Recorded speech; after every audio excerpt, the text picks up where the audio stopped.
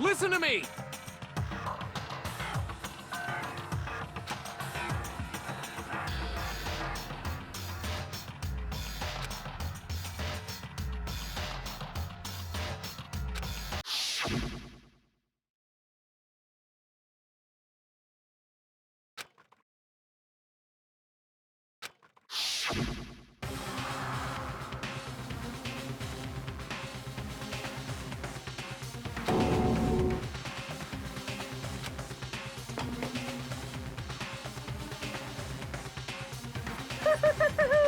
Is everyone here?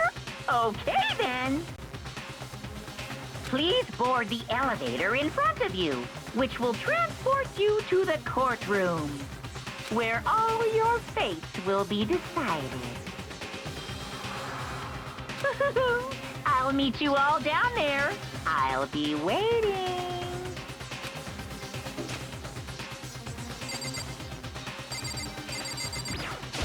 You know what I mean.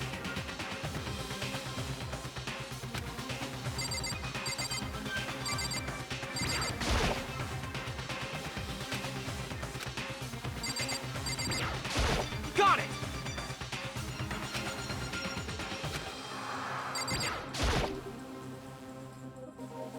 Well then. Yes, indeed. Hey.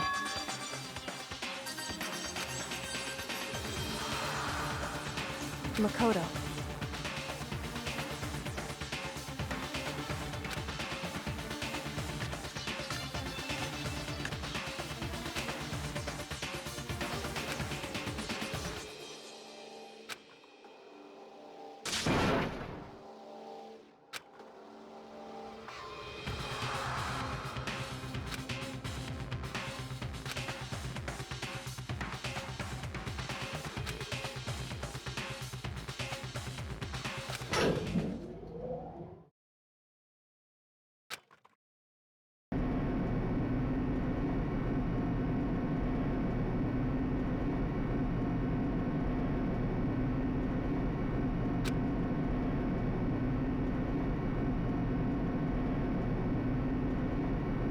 Oh!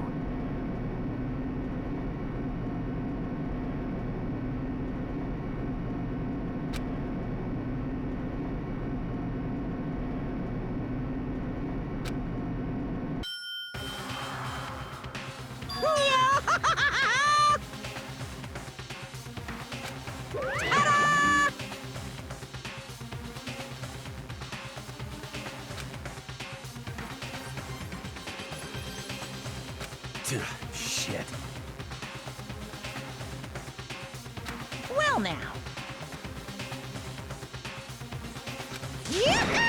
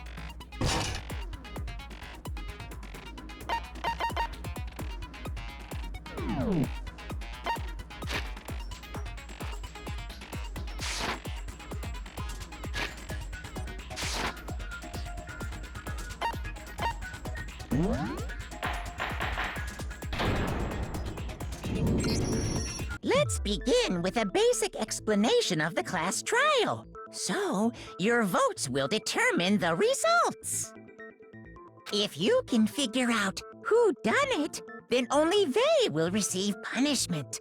But if you pick the wrong one, then I'll punish everyone besides the blackened, and the one that deceived everyone else will graduate. And the killer really is one of us, right? Of course! Okay then. Everyone, close your eyes. And whoever did it, raise your hand. Don't be a goddamn idiot. Why the hell would they raise their hand? Before we move on and start the trial, can I ask a question real quick? What's going on with those pictures? I'd feel awful if they got left out just because they died. Friendship penetrates even death's barrier. Friendship penetrates? Okay, but what about that other empty seat? There were only 15 of us to begin with, so why are there 16 seats? Oh, no reason. It's just that our little courtroom here can technically fit up to 16 people. Okay, that about does it for the preamble. Get ready to get started. First up is the case summary. Now, let the class trial begin!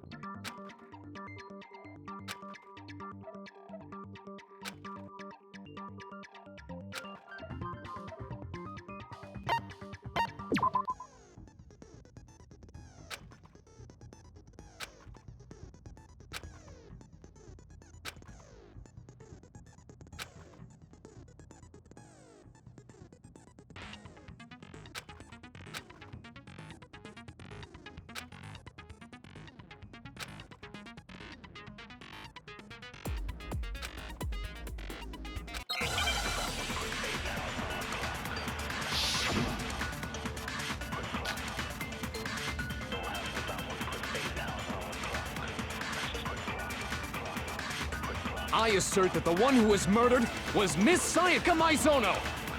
Yeah, we know that part already. And the murder took place in Makoto's room.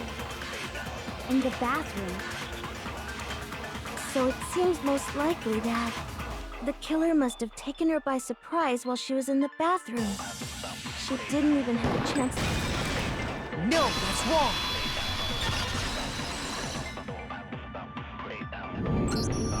Just a second, Chihiro. Try to remember how my room looked. With the way things had been damaged, I think we can definitely assume there was a struggle. A struggle? Between who and who? Between Sayaka and the killer, of course. So you're saying Sayaka wasn't caught by surprise in the bathroom? She must have been attacked in the main room first. Then, she ran to the bathroom to try and hide. The killer followed her in, and that's where they finished the job. That much should have been obvious after taking one look at the scene. It shouldn't even need explaining. Sorry. Okay, so what's next? Next is the subject of the murder weapon. Wow, this is starting to sound like a real trial.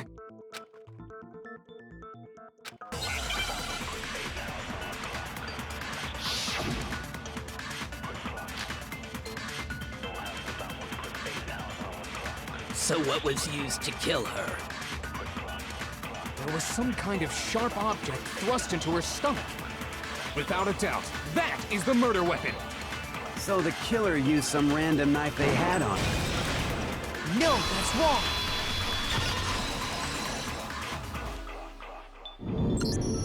No. I do think it was a knife, but not just any knife. I'm almost positive it was a kitchen knife.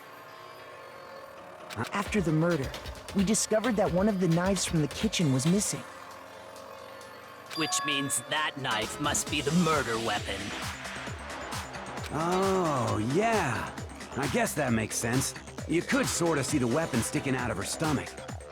And if you look real close, I could totally see that being a kitchen knife. Okay, so the murder weapon was a kitchen knife, but where does that get us? I mean, we all know Makoto killed her, right? That's right. Makoto's room was the scene of the crime. What more proof do you need? Hold on a second. Let's draw our conclusions after we've presented our arguments. Otherwise, what's the point of the trial? Well, we can talk all we want. It's not going to change that conclusion. I don't think that's true at all. I'm sure if we keep at it, something new will reveal itself. You really believe that?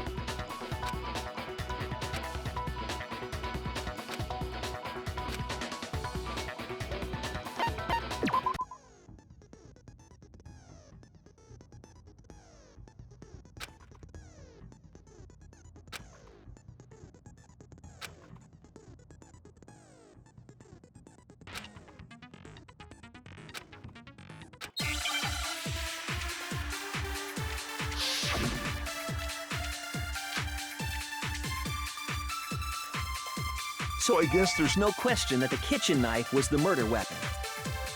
But where does that get us? Makoto must have taken it from the kitchen, right? You did it in secret. No, that's wrong.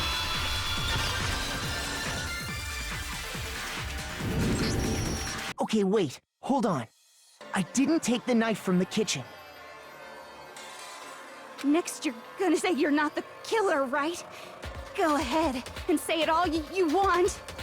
Well, what if I have a witness? What do you think, Hina? Huh? Remember what you were telling me earlier?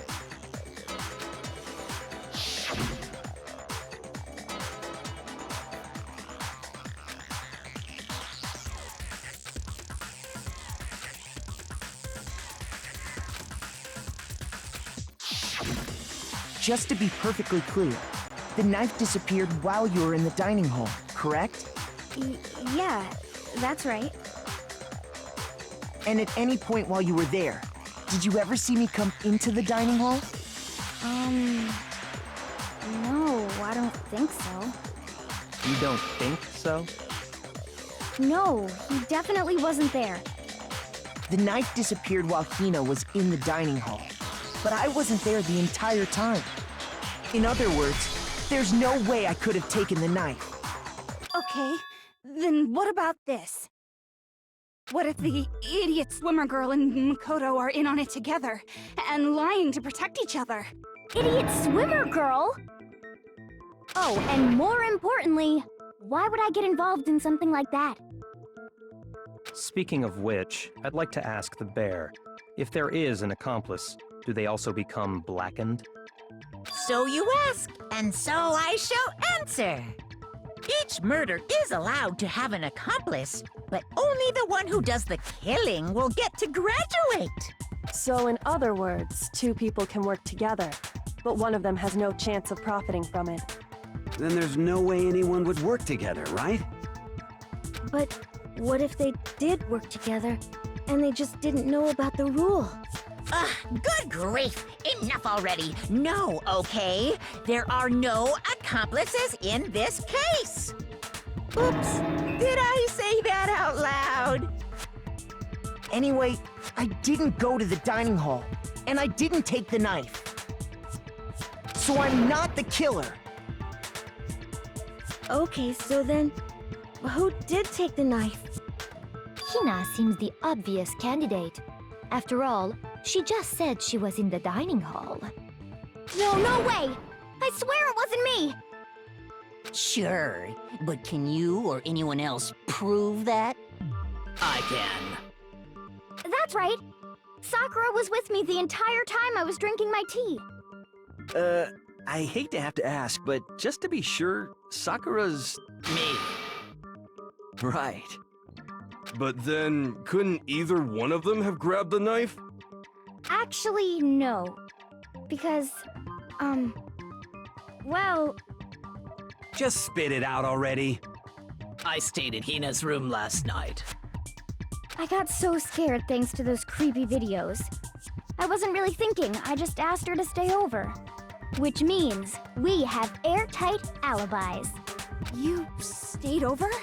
Doesn't that violate one of the school regulations? We're not allowed to sleep anywhere but the dorms, but it doesn't say we have to stay in our assigned room. So, I don't think that's a problem. It is a problem! A boy and a girl spending the night together? It's unwholesome! But I'm a girl. You are? Oh my gosh, I'm so sorry! But if it wasn't either of you, then what other possibility is there? Actually, there is one other possibility. Right, Hina? Oh, yeah, that's true! One other person did come to the dining hall while we were there. Why didn't you say so in the first place? Well, because they're not here anymore. Sayaka. She's the one who came to the dining hall. And then later, she wound up dead.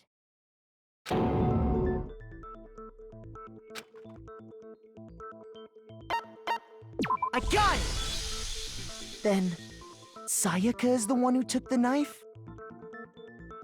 That's the only possibility. And thinking back on it, she was acting kind of unusual. When she came into the dining hall, she didn't even look at us. She just went straight to the kitchen. As she left, she said she just wanted a drink of water. But most likely... And the person who took the knife was the victim herself! I'm sure she just took it for self-defense. So you're saying the knife she took was then taken from her, and she was killed with it? In that case, you may not have taken the knife, but you still could have killed her. What? See? He did do it after all! No, you're wrong! So, that's how you would twist the argument and send us all off in the wrong direction? You possess a most terrifying talent.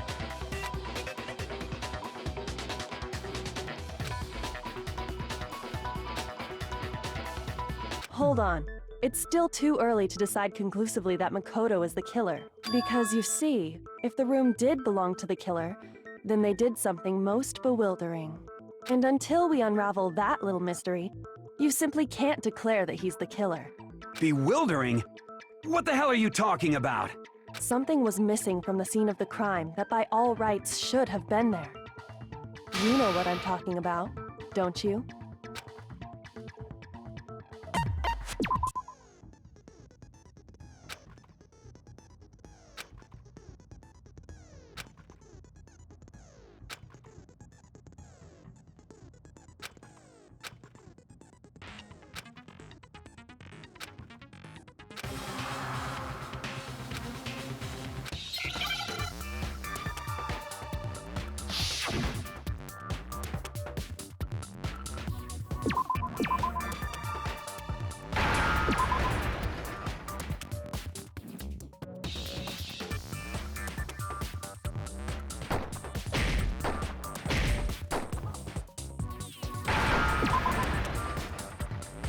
Now I understand! That's right!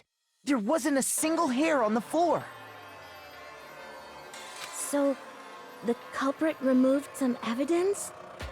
Yes, and if I were the culprit, why would I need to get rid of all the hair in my own room? It wouldn't be unusual at all to find my hair at the crime scene if the crime scene is in my room. The reason all the hair was gone was to remove any trace that Sayaka had ever been there. That makes sense, does it not? No. If that were the case, they would have had to do something about the body itself, not just her hair. Ha ha ha! Yes, very true, very true! Okay, then why wasn't there any hair on the ground? The killer got rid of it all, of course, to remove any trace that they had ever been there. Wait, then that means... Precisely. It's simply beyond reason to believe that the room's owner and the killer are one and the same. Then Makoto isn't the culprit? Are you sure we can decide something so important based solely on the absence of some hair? No. There are other reasons that prove why Makoto couldn't have done it. I would like to hear these reasons. Do you remember anything remarkable about the bathroom at the scene? Sayaka was attacked in the main room first, then fled into the bathroom, right? Yeah, then they ran after her, got into the bathroom, and stabbed her. And how did the killer get into the bathroom? Did they have any trouble with it? What do you mean? It's fairly certain that the killer had some trouble getting into the bathroom. There was clear evidence left behind. Do you remember, Makoto?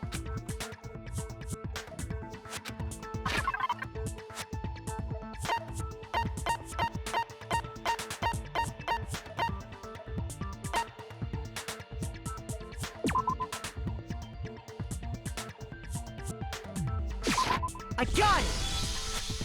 Evidence that the killer had trouble getting into the bathroom. You're talking about the doorknob, right? Huh?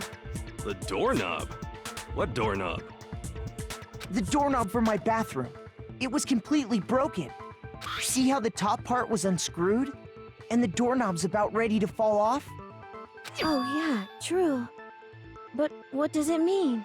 In trying to bypass the lock, they ended up nearly removing the entire doorknob. This is another most bewildering act for the room's owner.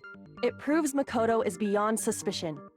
So what? You're saying he wouldn't break the door in his own room? But if the only choice you have is to break it, you break it. There's nothing bewildering about it. You still don't see? Okay then. Let's take another look at how the incident unfolded. Hopefully that will help you understand.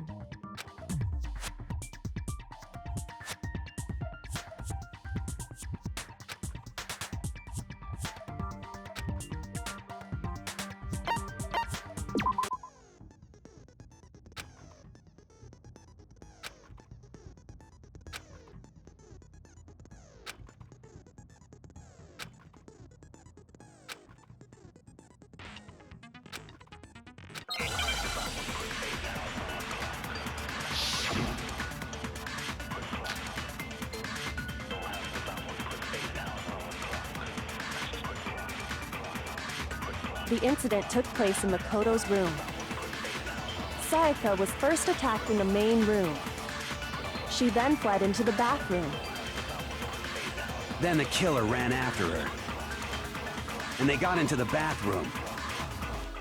At that point, the killer had to try and bust down the door. Because Sayaka had locked it. No, that's wrong!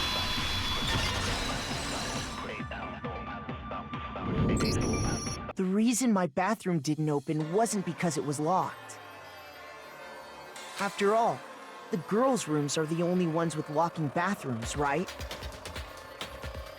Yes, now that you mention it, that is true.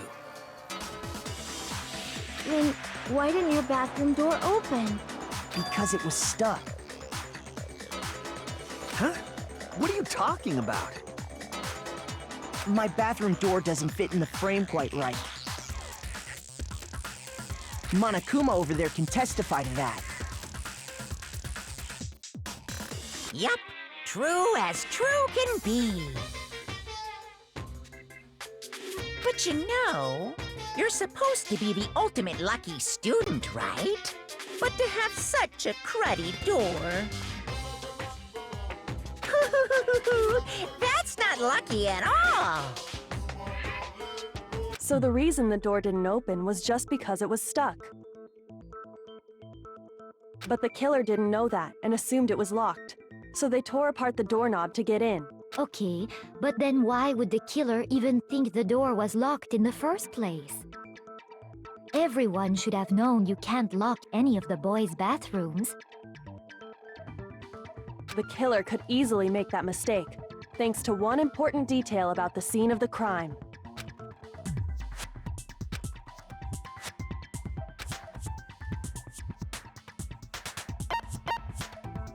I got it! The killer must not have realized that it was my room. What? Are you saying the culprit didn't even know where he was? That's inconceivable! And yet, he's absolutely right. Say what? Well, to be more specific, what the killer didn't know was that Makoto and Sayaka had switched rooms, which is what led to the misunderstanding about the bathroom. If Sayaka had been in her own room, then there would have been a lock on the door, and they would have had to break through! So they had no idea how unnecessary their actions were. ultimately, we can't know if it came open by force or simply by accident. But the killer must have been considerably confused, with no idea how they actually got the door opened. Regardless, it was a pointless act. Wasting time trying to break down a door that wasn't locked is...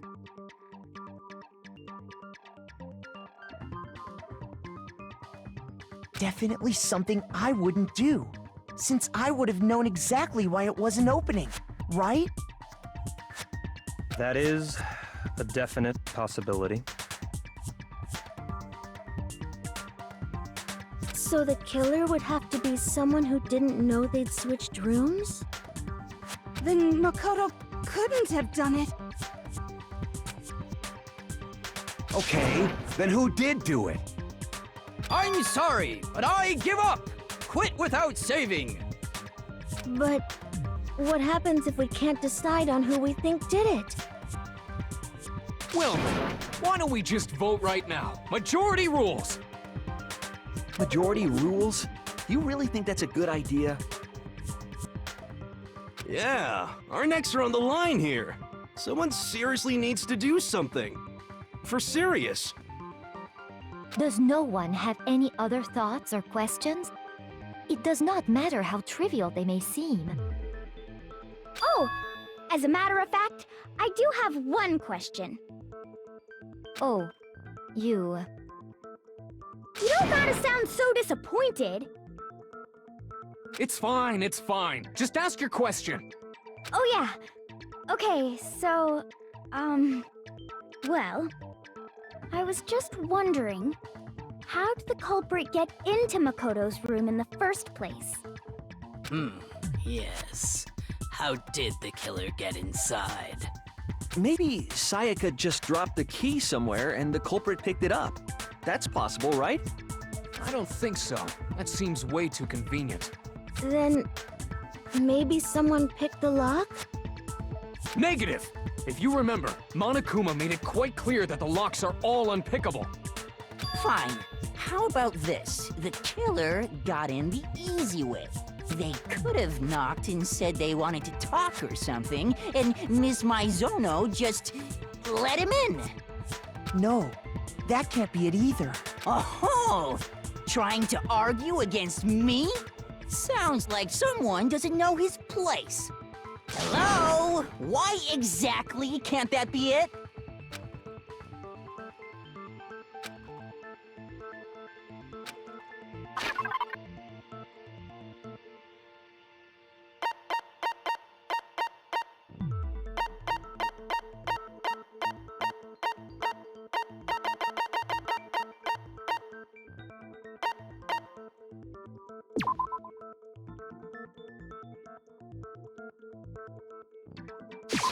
I got it! Because Sayaka was already scared, remember? That's why she asked me to switch rooms in the first place.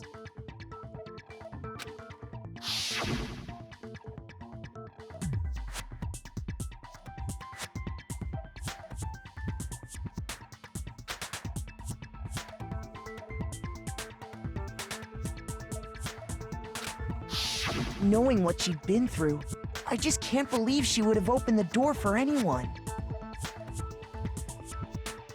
What if her being scared was a lie? Huh? Well, what the hell is that supposed to mean? Why would she lie about something like that? I know you don't want to consider it, But look at this and tell me. Can you still deny the possibility?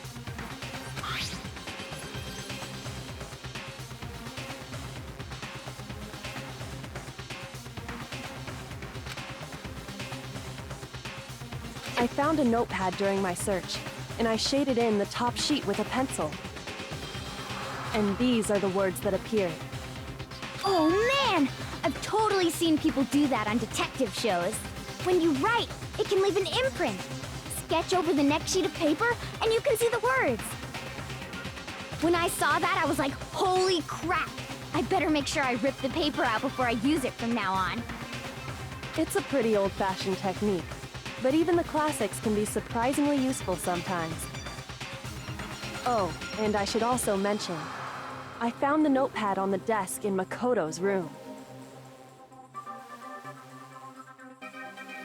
Huh? Which means, only someone who had been in Makoto's room before the incident could have written it. Then either it was Makoto who lived there, or Sayaka who switched rooms for a single night. So, Makoto, did you write this? No, I didn't. But... Of course you didn't, because the note also bears a perfectly legible signature. Sayaka's signature.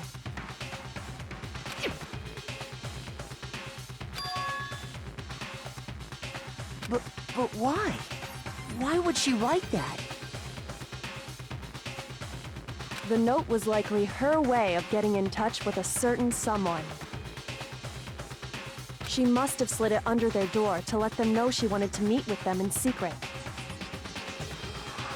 If you got an invitation like that from the ultimate pop sensation, what young man could resist? Of course, I'm only into 2D, so it wouldn't have any effect on me. But can we be sure anyone even got this note? And honestly, even if they did, I do not think they are at all involved in what happened. Huh? What makes you say that?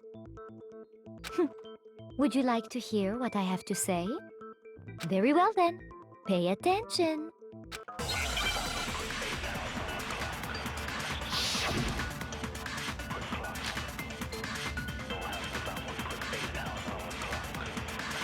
Sayaka and Makoto switched rooms, correct?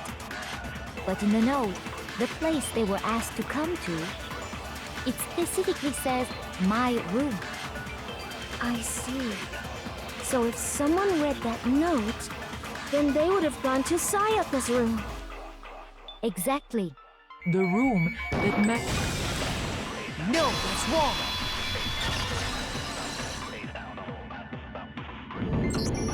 The nameplates on Mai and Sayaka's rooms got switched. They got switched? That's right. The nameplates got switched, just like the rooms themselves. As a result, the nameplate on Sayaka's room actually had Makoto's name. And the nameplate on Makoto's room had Sayaka's. So what you're saying is, the room Sayaka was staying in was actually marked as her room. Then, if someone did do what the note said, they would end up at Makoto's room where Sayaka was. Plus, their rooms are right next to each other, so switching the nameplates would be no problem. And the one who switched the names was... Well, of course it wasn't you, right, Makoto? Right? Okay, then who did it?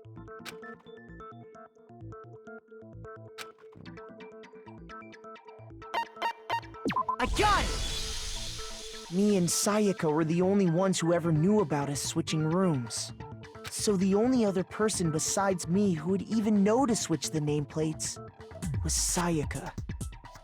You can also infer as much from her note.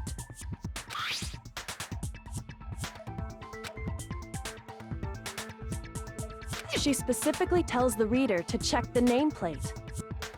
She would only have written that if she knew the nameplates had been switched. But why would she switch them in the first place? She wanted someone to come to the room she was in, and also hide the fact that it was Makoto's room. What? Inviting someone to your room, but not telling them you'd switched rooms. Why would anyone do that? To understand that, we first need to understand what happened after she invited the person into the room. That's where the answer lies. What happened then was probably whoever she invited over came in and attacked her. We figured it out! We know who did it! Whoever she invited over is the culprit! But we still don't know who it is, you goddamn idiot! Sayaka fought with her killer there in the room, yes? Perhaps the answer to our previous question lies in that initial struggle. Yes, I think you're right. Then... we just have to figure out what happened during the fight, right? That reminds me. There was a replica sword at the murder scene. Was that perhaps used during the fight? Oh yeah. What's the deal with that sword? Sayaka suggested I should hold on to it. I thought it might come in handy if I had to defend myself. It seems pretty likely that the killer used it to break Sayaka's right wrist. How the hell could you possibly know that's what broke her wrist?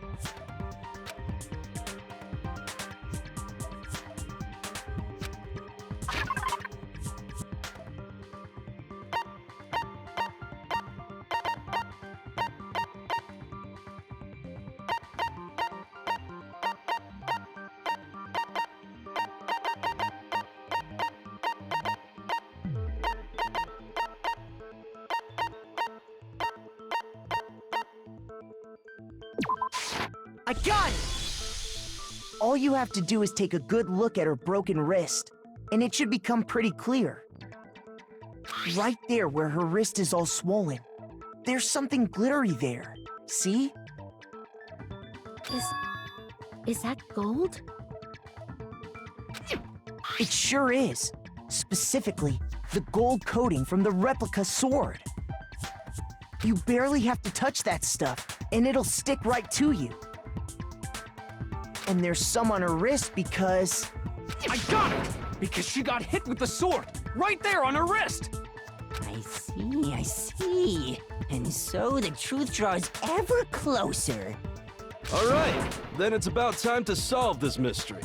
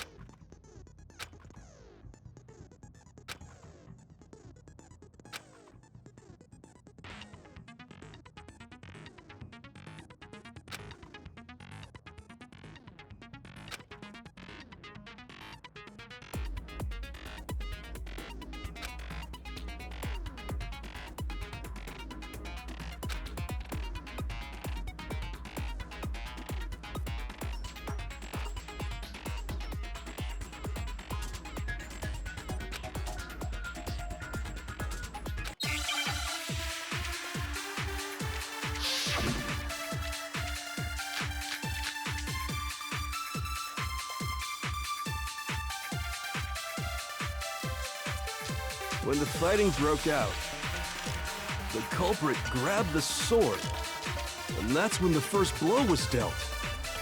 The sword-based sneak attack. No, that's wrong!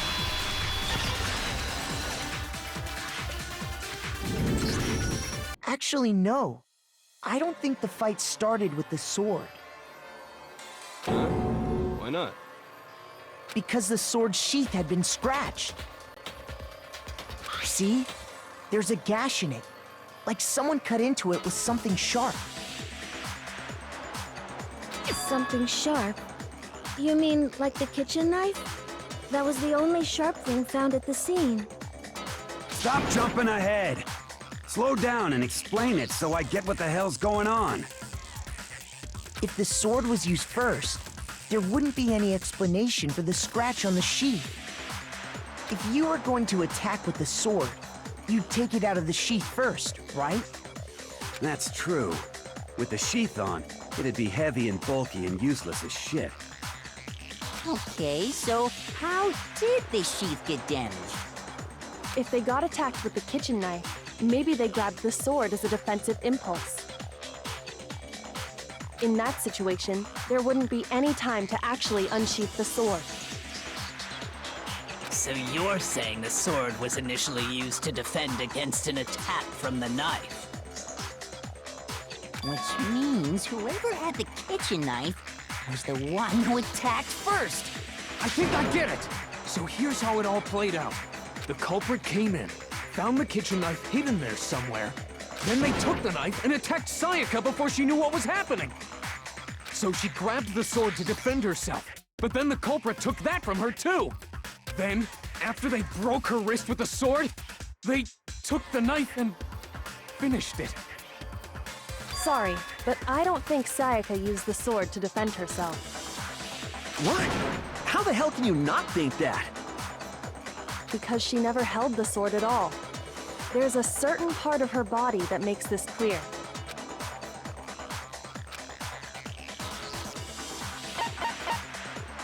I got it! You're talking about her palms, right? The palms of her hands were perfectly clean, so I don't think she ever picked up the sword. How can you know that just by looking at her palms? Like I said before, the gold coating on that sword comes right off. All you have to do is touch it. In fact, if you look, you'll notice that a lot of the gold has already come off the handle. It's safe to assume that's because whoever used the sword got some of it on their hands. There's really no way she could have picked it up and come away completely clean. Maybe she washed her hands after she escaped into the bathroom. Sorry, but I don't think so. Why do you say that?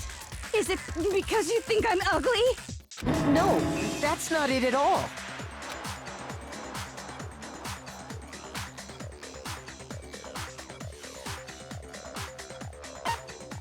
I got it! According to the Monokuma file, Sayaka's time of death was around 1:30 a.m. In other words, at nighttime. And the water in the bathroom shuts off at nighttime, right?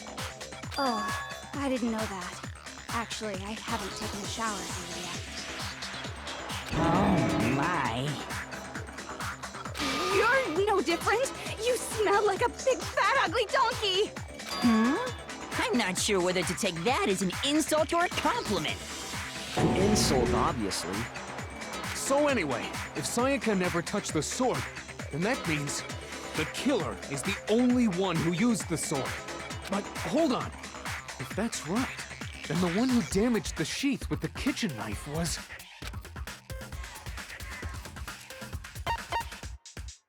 I got it! Sayaka? She had the kitchen knife? But we already said that the attack started with... The person with the knife attacked first, and the sword was used as an impromptu defense. Then the one who attacked first was... Sayaka? Now do you understand? She wasn't a blameless victim in this. No, far from it. It's almost as if she'd been planning to commit a murder of her own. She took the knife from the kitchen, then invited the culprit to the room she was staying in. And if it's true that she had the kitchen knife and attacked without provocation... Indeed. These are all the actions of an assailant. Which brings up another point. Makoto, Sayaka was the one who suggested you two switch rooms, correct? Maybe the reason she wanted to switch rooms was so that she could pin the crime on you. That is a possibility, is it not? Sayaka wanted to... on me? That would also explain why she would switch the nameplates. She wanted to get whoever she had targeted to come to Makoto's room where she was staying. And by committing the murder there, instead of her room, that would implicate Makoto. But for that to work, The target had to be lured out while still keeping the room swap a secret. If the target knew she had switched rooms, they would have become suspicious right away. So all that's why she switched the names? But doesn't that plan seem a little risky? For one thing, even if her plan worked, Mr. Naegi would just tell everyone they'd switched rooms. I don't know. I'm not sure our soft-hearted Makoto is capable of that kind of cutthroat behavior. I'm sure Sayaka realized the same thing, which is why out of all of us, she asked him to switch rooms. Plus, she was the ultimate pop sensation. A totally forgettable kid, or a national superstar. Who are you more likely to believe? Wait, then you're saying she had this all planned out? Holy shit! But in the end, her plan backfired. She launched her attack with the knife, then found herself under attack in turn. That must be when her wrist got broken, and she was forced to drop the knife. The tables were suddenly turned on her, and she died at the hands of the one she'd planned to murder. Just hold on! That can't be true! Because... Hey! You guys have totally derailed the argument! You're being super boring right now. Come on, hurry up and decide who did it! Wouldn't it be awful if I had to punish you all just because you ran out of time? Oh yeah, we gotta decide who we think did it. Makoto, right now you just need to concentrate on figuring out the answer to this mystery. If we can't uncover who murdered Sayaka, it's over for all of us.